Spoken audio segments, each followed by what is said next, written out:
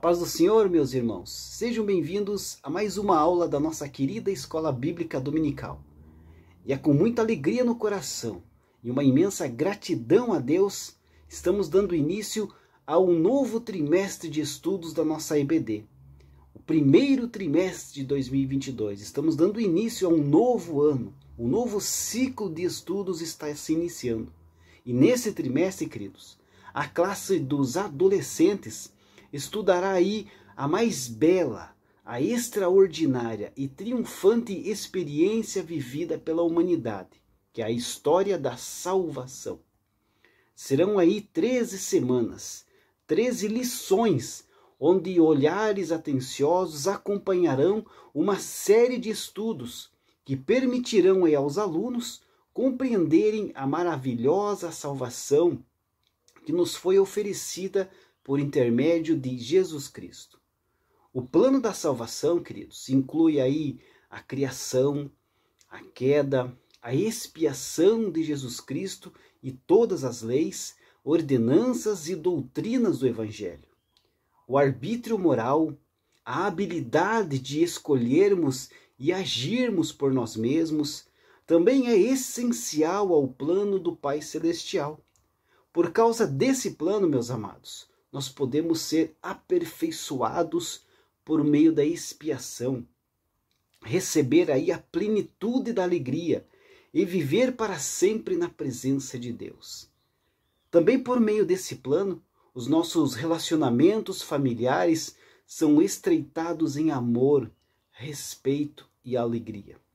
Então, meus amados, coloquemo-nos diante de Deus em oração, para que o Senhor aí faça de cada aluno um verdadeiro cristão, transpondo aí as barreiras, superando-se dia a dia no combate ao pecado e às hostes das trevas, pois em Cristo somos mais do que vencedores. E para darmos início aí, meus queridos irmãos, aos estudos desse primeiro trimestre de 2022, a lição de número 1 tem como título Criados à Imagem de Deus. Você já parou para pensar, você já fez essa pergunta para você mesmo? Qual que é o propósito da existência do homem aqui na Terra? Para que Deus criou o homem? Você já fez essa pergunta para você? Lá no livro de Apocalipse, no capítulo 4, no versículo 11, está escrito assim: Digno és, Senhor e Deus nosso, de receber a glória, a honra e o poder, porque tu criaste todas as coisas, e para o teu prazer vieram a existir e foram criadas. Percebeu nesse versículo? E para o teu prazer vieram a existir e foram criadas. C.S. Lewis, um dos maiores escritores aí, teólogos aí da nossa era, em um dos seus livros, ele faz a seguinte declaração, né?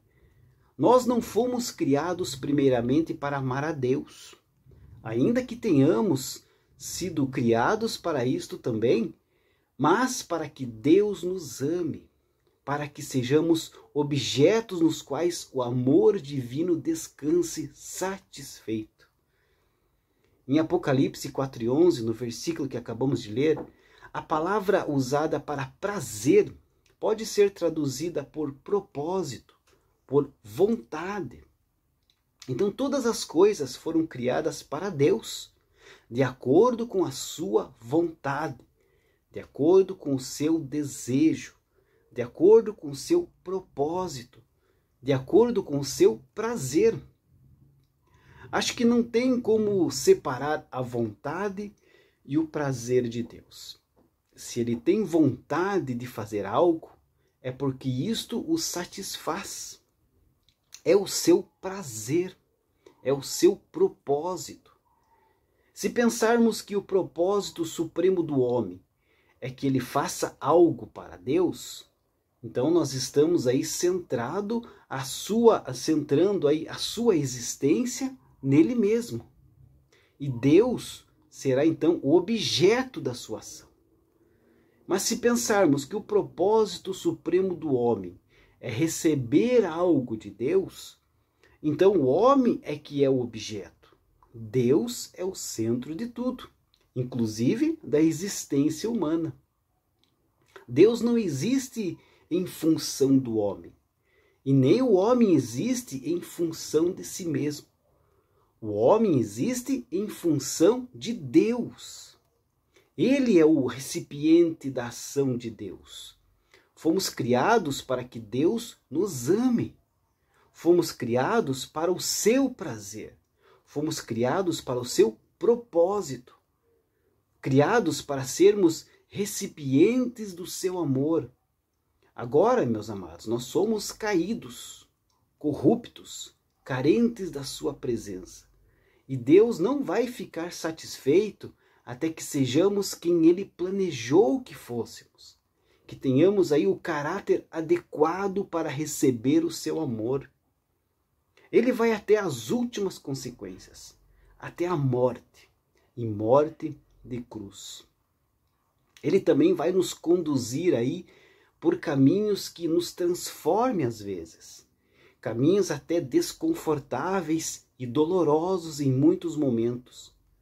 O verdadeiro amor não vai se contentar que o seu amado, que a sua criatura, permaneça na sarjeta, na sujeira, no estado de domínio do pecado.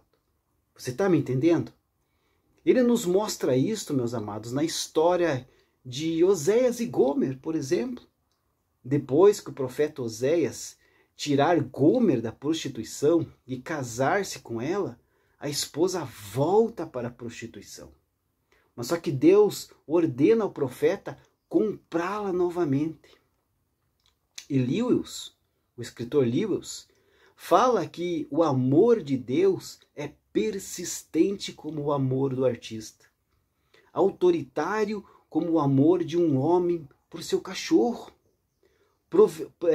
providente e venerável como o amor do pai pelo filho, zeloso e inexorável como o amor entre os sexos.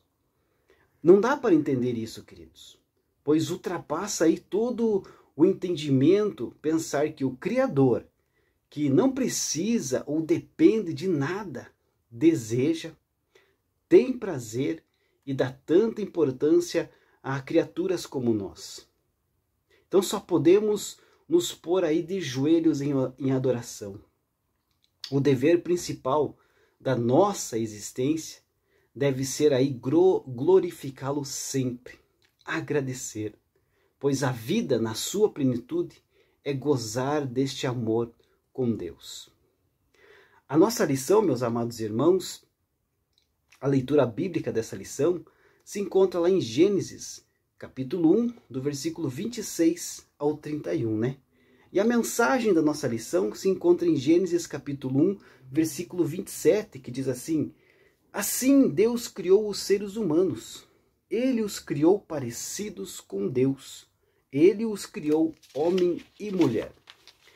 Aqui na nossa introdução da lição, né? Agora intitulado como Vamos Descobrir, né?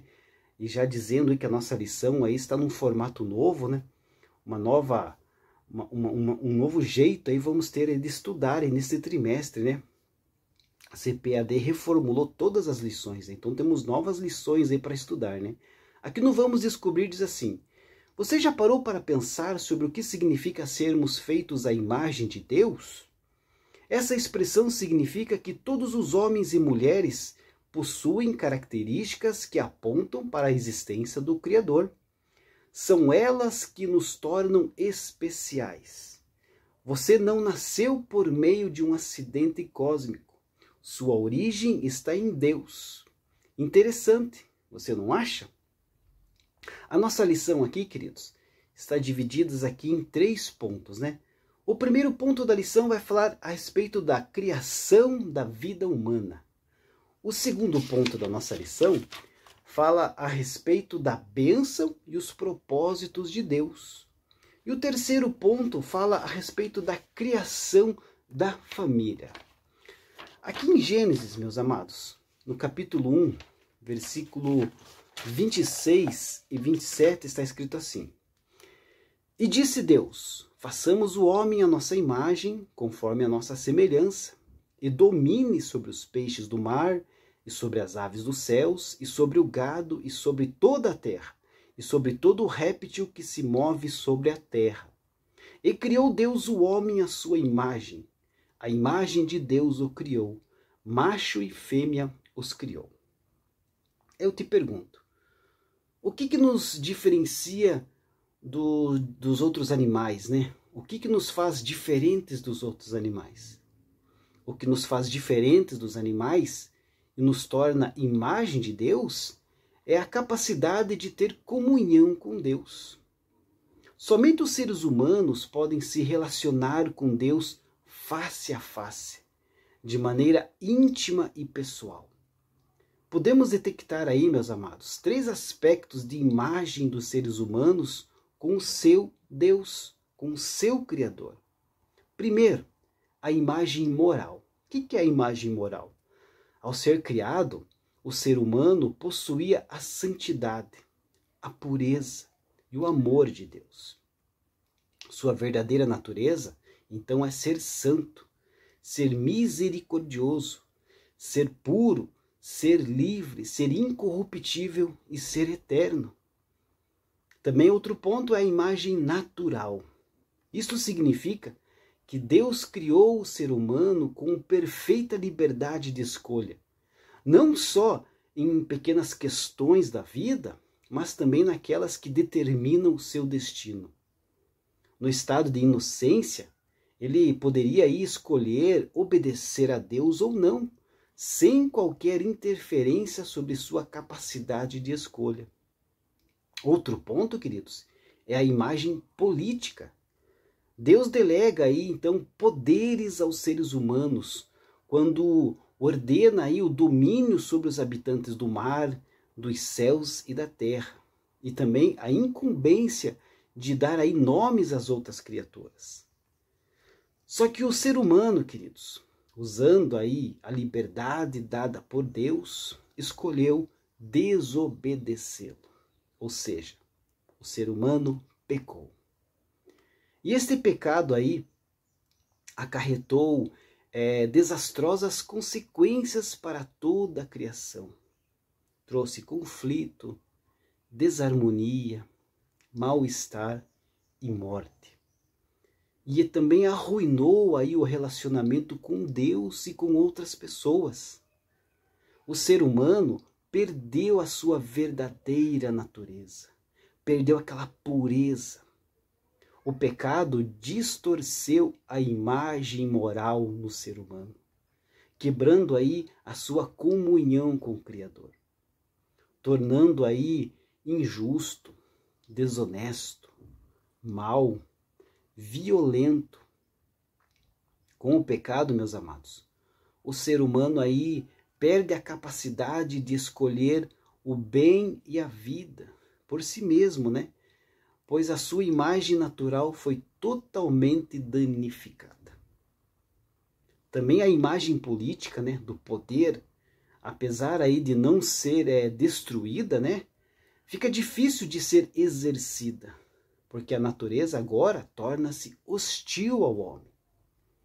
Mas para sobreviver, o homem e a mulher terão então agora de enfrentar o desafio de dominar, cultivar e guardar toda a criação de Deus. Lá no Salmos 8, verso 5, nós lemos assim: Fizeste-o, no entanto, um pouco menor do que os anjos, e de glória e honra o coroaste. Esta, queridos, é a descrição do ser humano criado por Deus.